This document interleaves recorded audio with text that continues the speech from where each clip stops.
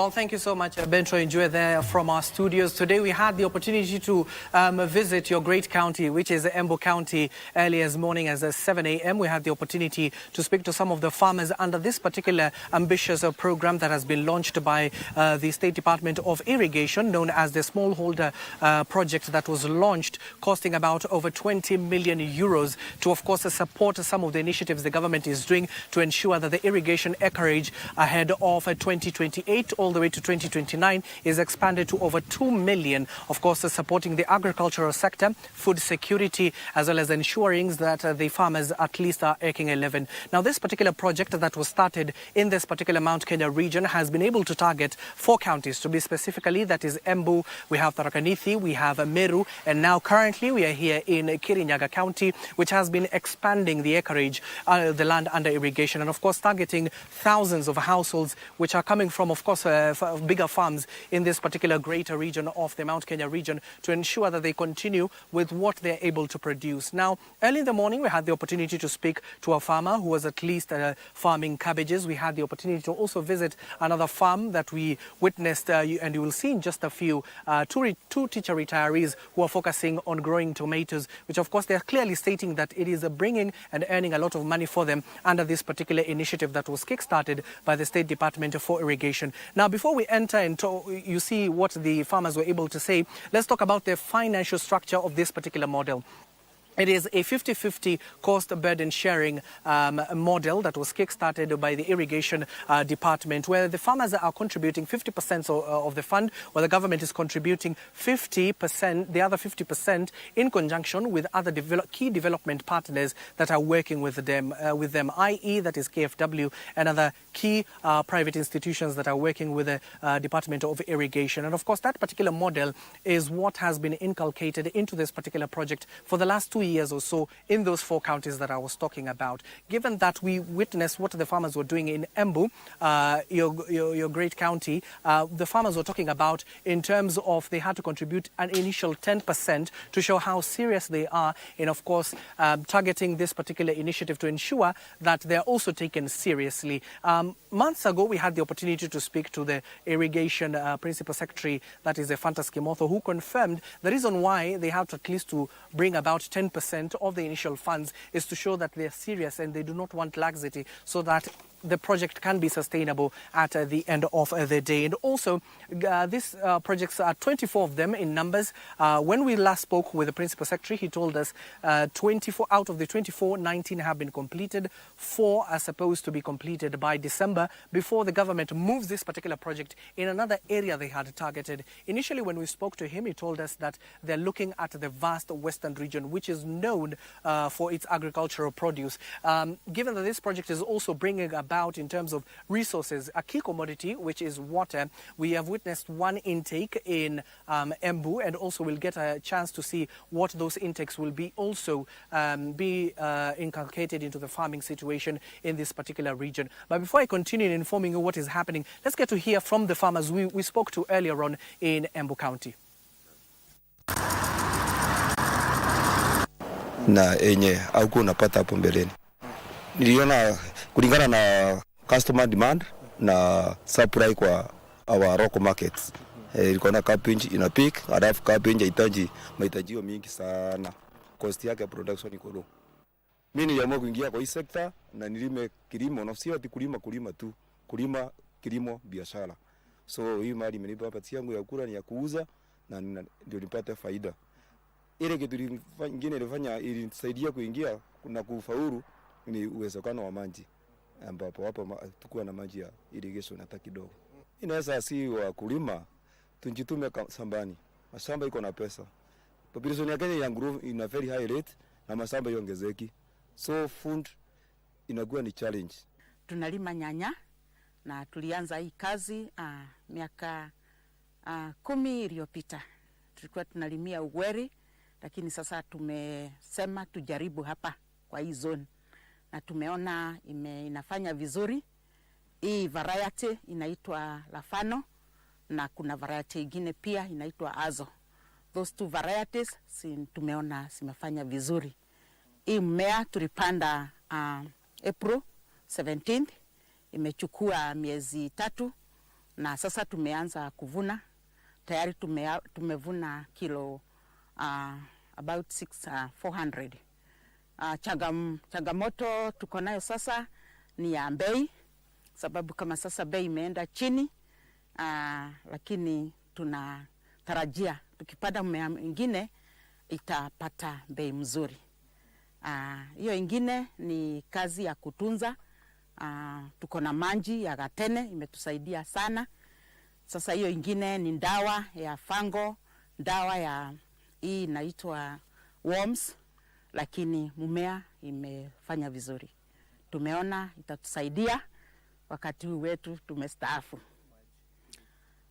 Hii mradi imetufanisha vizuri sana, sababu kwanza inatuweka tukawa busy. Number 2, mambo ya uchumi, tuko na at least something to keep us going, na tunapata fedha kutoka kwa huu mradi. Chenye labda tungependa kusaidiwa nayo ni kama sasa tuko na maji, lakini fedha sasa ya kuifanya mmea ikome na ikue na mpaka wakati wa kuvuna. Hiyo tungependa usaidizi. Usaidizi wa dawa, usaidizi wa fertilizer, manure, hiyo yote. Sababu mmea ni maji, mmea na fertilizer na dawa. Na hizo sana sana kwa mkulima inakuwa changamoto. Kitu ingine ni soko. Soko pia inakuwa changamoto kwa sisi.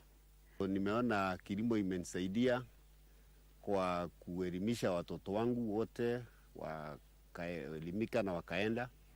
Alafu bado naendelea na kufanya kazi zingine hapa nyumbani. Kwa hivyo siwezi nikasema ati kilimo haina faida. Kwanza mimi nafurahi sana nikiona vijana wadogo wakijiingiza kwa kilimo, kwa sababu wengi ni wale ambao wanapoteza muda wao mwingi bila kazi yoyote. Mimi ningewahimiza waingilie mambo ya kilimo, kwa sababu kilimo itawasaidia. Kilima nyanya kidogo kama hii sehemu kidogo hivi, itakulipia bill zako za maji, bill za stima, na hata mambo ya hospitali, changamoto ya elimu kwa watoto, na pia kujinafuzisha mambo ya chakula, haitakuwa changamoto.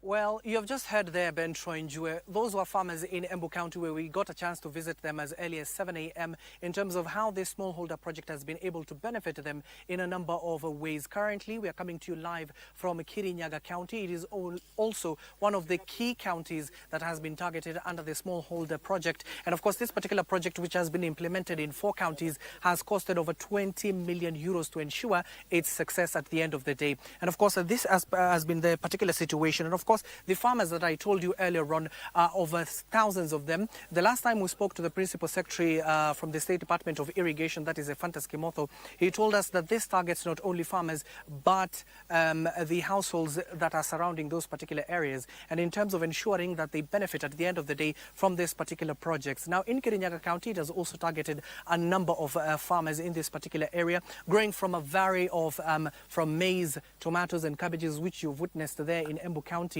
In Kirinyaga, also the situation has been like that, but in Kirinyaga County, it's famously known for its rice, especially Mwea Tabera, which has been known for a long time, which has been contributing to the rice production here in the country. And of course, some of the issues that the farmers were raising is access to market, which has been, of course, amped up due to the various roads, the connections that are being built to ensure that the produce reach the markets on time. The pricing has also been another situation that they have been raising at the end of the day, so as to ensure that the farmers get the maximum benefit from this particular initiative. Now, of course, let's get more from the Principal Secretary. Given that you heard from the farmers earlier this morning, let's get to hear from the Principal Secretary from the State Department of Irrigation. Thank you, PS, for joining us, and welcome to KBC Channel 1.